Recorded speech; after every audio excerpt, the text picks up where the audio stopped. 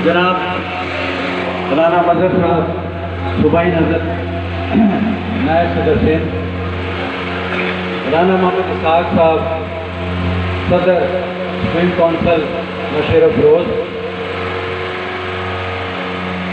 राव तस्लीम साहब हैदराबाद से तशरीफ लाए हुए, राव जफर सईद साहब हमारे सिंध के नायब सदर,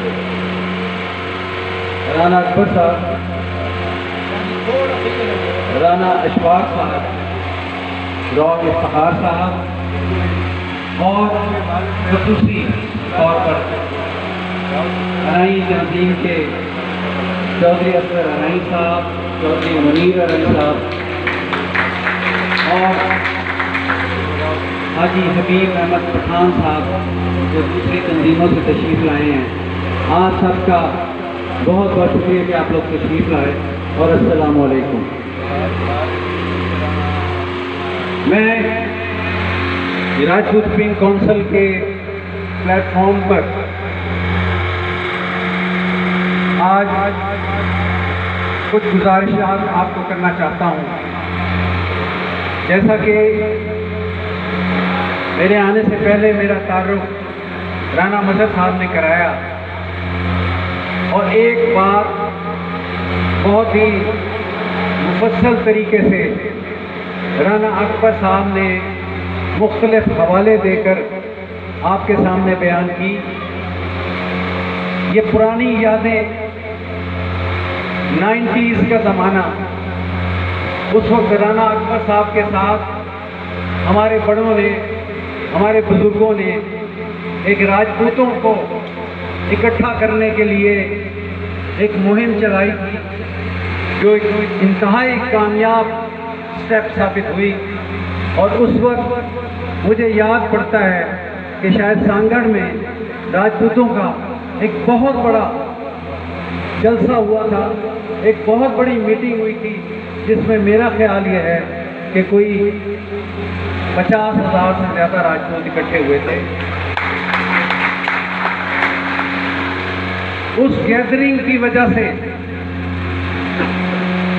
आपके सिंध के राजपूतों ने कम से कम 20 साल बहुत बखैर और आफियत गुजार लिए।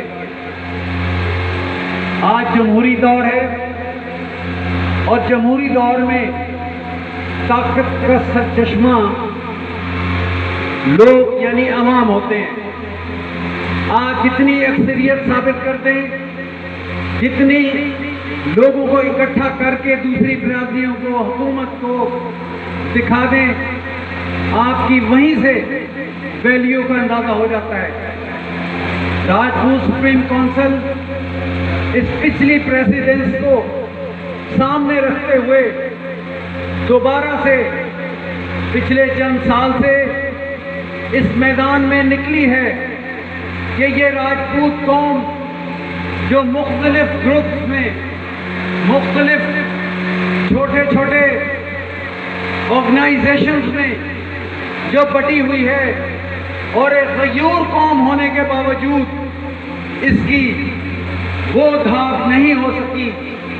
और इसी धाक ना होने की वजह से आप ये देखें कि यहाँ हमारी बिरादरी के इनफरादी लोगों के साथ कोई ना कोई ज्यादती हो जाती है।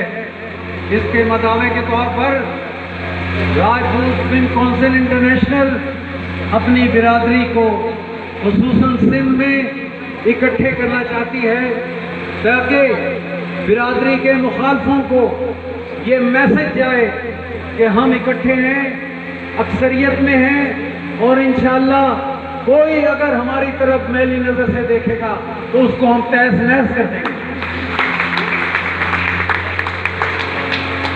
मुझे उम्मीद है कि राजपूत सुप्रीम काउंसिल का पहला ऑब्जेक्टिव और पहला एजेंडा आपकी समझ में आ गया होगा।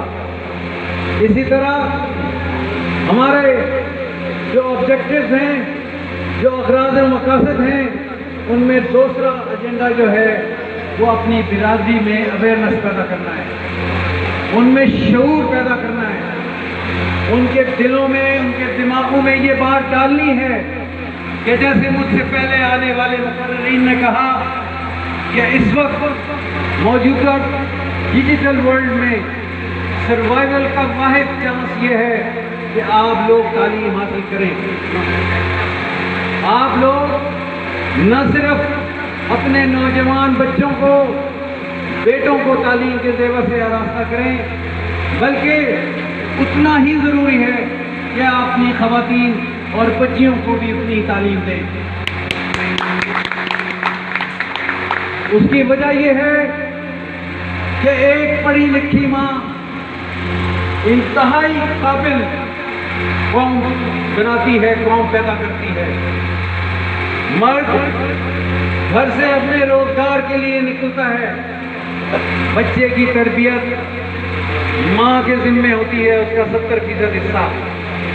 जितनी पढ़ी लिखी माँ होगी उतनी ही अच्छी और सुलझी हुई औलाद होगी। लिहाजा आप लोगों ने अपने बेटों बच्चों के साथ साथ अपनी बच्चियों को भी उतने ही जोर लगाकर तालीम देनी है अगर आपने एक तरक्की याफ्ता कौम बनना है। मैं इसके साथ ही इस पॉइंट पर भी आपको ये नसीहत करना चाहता हूँ, न सिर्फ नसीहत बल्कि गोशगुजार करना चाहता हूँ कि तालीम से ज़्यादा आज के दौर में तरबियत की ज़रूरत है। हम बेहतरीन डॉक्टर्स, इंजीनियर्स, बेहतरीन साइंटिस्ट हम पैदा कर रहे हैं, लेकिन हम बेहतरीन इंसान पैदा नहीं कर रहे।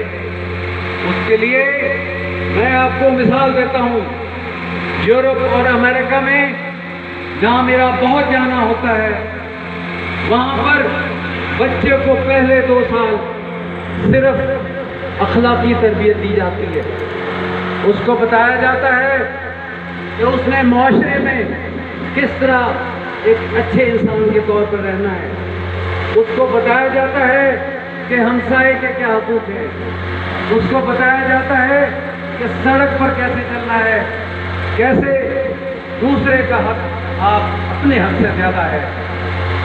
मेरी ये ख्वाहिश होगी कि हमारी राजपूत बिरादरी जिसके अखबार के हम गुण गाते हैं, हर तकरीर में हर मौके पर हम उन बुजुर्गों के अखबार की तारीफ़ें करते हैं। आज हम ये देखते हैं, और मैं इंतहाई अफसोस के साथ कह रहा हूँ कि हमारी नौजवान नस्ल में वो तमाम क्वालिटीज़ इनअतात पजीर हैं, और उसकी वजह मैं ये समझता हूँ कि हम लोगों ने अपनी औलादों को जो हमारी तहजीब थी, जो हमारी राजपूतों की सकाफत थी, उसका हमने उनको इतराफ़ नहीं करवाया। हम फेसबुक और सोशल मीडिया के चक्कर में पड़ गए। हमें जो अपने ख़ानदानों को टाइम देना चाहिए था, वो टाइम हम नहीं दे सक रहे। लिहाजा मैं मेरे यहाँ पर सारा खून बैठा है, करीबी मेरे रिश्तेदार सारे बैठे हैं, उन सब से मेरे इल्तमास है कि भाइयों, आप लोग जितना अपने रोज़गार पर जोर लगाते हो, उतना ही अपने बच्चों की तरबियत पर भी अपना टाइम लगाएं। राजपूत सुप्रीम काउंसिल का ये कोई पॉलिटिकल एजेंडा नहीं है। जैसे मेरे से पहले आने वाले मेरे चीफ ऑर्गेनाइजर राना बशीर अहमद ने यह वाज़ेह कर दिया कि राजपूत सुप्रीम काउंसिल किसी किस्म का कोई चंदा नहीं लेती। हम लोग अपनी मदद आपके तहत घरों से निकले हुए हैं। पंजाब में राजपूत बिरादरी ज़्यादातर चूँकि ऐवान इक़्तिदार में है, वहाँ पर हमारा कोई कुछ नहीं बिगाड़ सकता। वहाँ पर उनको ईंट का जवाब पत्थर से मिलता है। लेकिन मेरी बिरादरी के साथ सिंध में मामलात उस तरह नहीं है। मैं ये चाहता हूँ कि पंजाब की तरह मेरी सिंध में भी जो बिरादरी बैठी है, वो भी उतनी ही जोर में हो जिस तरह ये पंजाब में है। उसके लिए ज़रूरी है कि जैसे एक मॉडल पेश किया, मेरे साथ बैठे खड़े हैं राणा अकबर साहब, हम दोबारा से उसी राह पर चल पड़े। मैंने शुरू में जैसे आप लोगों को कहा कि भाइयों इकट्ठे हो जाओ, मत ग्रुप्स में, पार्टियों में या लसानियत में पढ़ो। जहां सिर्फ राजपूत का नाम आए वहां पीपी का, मुस्लिम लीग का, पीटीआई का या एमक्यूएम का आपने वो साइड पर रख देना है। सिर्फ आप राजपूत हो और आपने राजपूत बन के दिखाना है। यहां पर मैं एक छोटा सा शेर आपकी नजर करूंगा कि अफराद के हाथों में है अक़वाम की तकदीर, हर फर्द है मिल्लत के मुकद्दर का सितारा। आप अपने आप को, एक एक फर्द को जब आप इकट्ठे करेंगे तो मुट्ठी की तरह मुक्का बनेगा, और इस मुक्के में इतनी ताकत होगी कि आपके साथ ज्यादती करने वाले का आप मुंह तोड़ सकते हैं। परिजन के राजपूत देश का जवाब पत्थर से दे रहे हैं इंशाअल्लाह। परिजन के राजपूतों में एका देखकर मेरा सर फख्र से बुलंद हो गया है। मुझे यहाँ के अपने राजपूत भाइयों के एके और इनकी ताकत का अंदाज़ा है, और मैं ये चाहता हूँ कि यहाँ के राजपूतों को मिसाल बनाकर बाकी सिंध के राजपूतों को भी इसी तरह आपस में जुड़ जाना चाहिए। राजपूत स्प्रिंग काउंसिल हर किस्म को उनको मौका प्रोवाइड करेगी। हमारी मेरे जो साथी हैं राव खालिद अहमद साहब, राना बशीर साहब, राव जफर सईद साहब, राना मजहर साहब, ये इंतहाई डिवोटेड लोग हैं। इन लोगों को कोई ज़ाती एजेंडा इनका नहीं है। आप लोगों की खिदमत के लिए ये लोग दिन रात हाजिर रहेंगे। आप चाहे रात के किसी पहर इनको आवाज़ देंगे तो इंशाल्लाह चंद घंटों में आप इनको अपने दरमियान पाएंगे।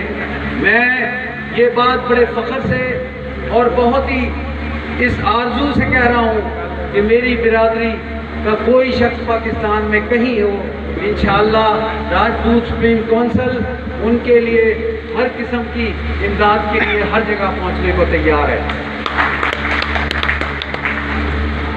मैं पिछले 3 माह में ये दूसरी दफ़ा पटीतन आ रहा हूँ।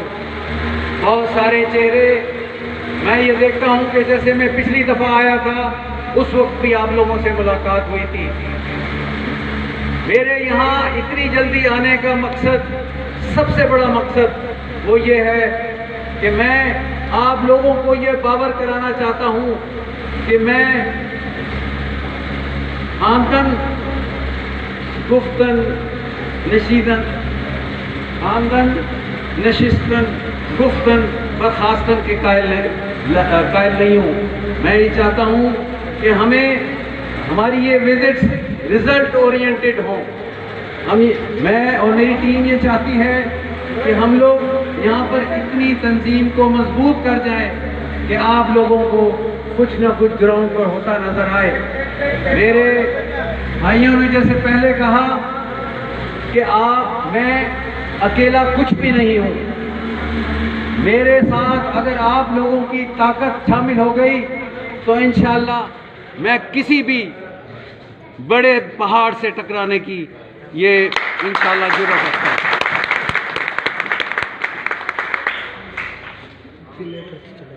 मैं यहाँ कहूँगा कि अर्श वाले मेरी तौकीर सलामत रखना, फर्श के सारे खुदाओं से उलझ बैठा हूँ।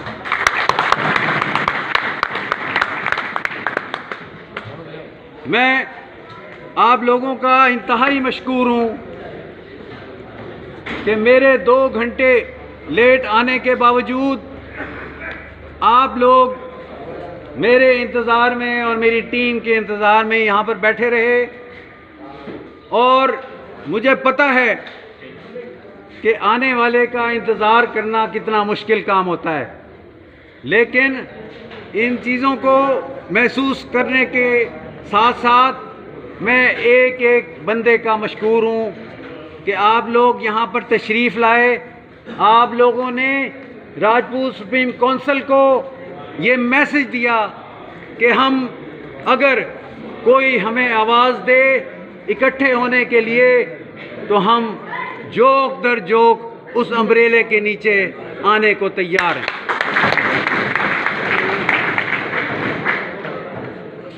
क्योंकि आप लोग बहुत देर से तशरीफ़ फरमा हैं और बहुत ही बर्दाश्त के साथ आप लोगों ने हमको सुना है, तो मैं अपनी तकरीर को लंबा नहीं करना चाहता और इस वादे के साथ कि मैं जब अगली दफ़ा आऊँगा तो नौशेरो फ़रोज़ ज़िले की ये तंजीम साजी करके बॉडी मुकम्मल करके हमारा अगला जो प्रोग्राम होगा यहाँ इंशाअल्लाह राजपूतों का जम्मे गफ़ीर होगा इंशाअल्लाह।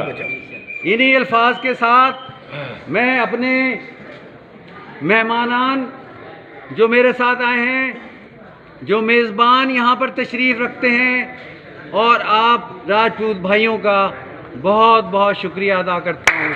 वस्सलाम, बहुत बहुत शुक्रिया। शकील भाई नहीं, मैं राव साहब से